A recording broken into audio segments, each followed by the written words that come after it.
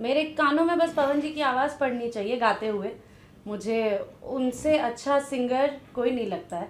जल्द मैं और पवन जी आप लोगों को साथ में काम करते हुए दिखेंगे।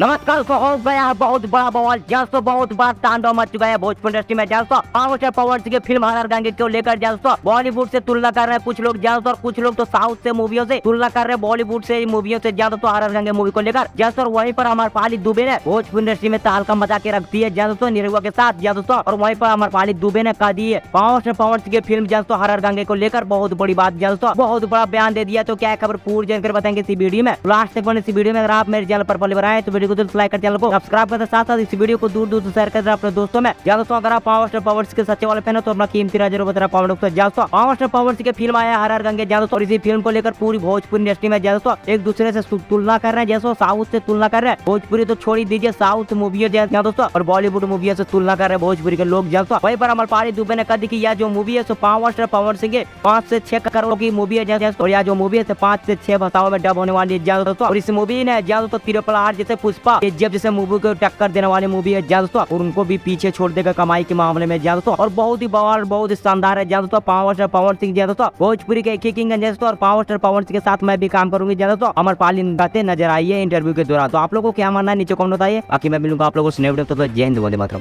एक तो लाइक और शेयर ठोक दीजिए, महाकाल का दबा के लाइक और शेयर ठोक दीजिए।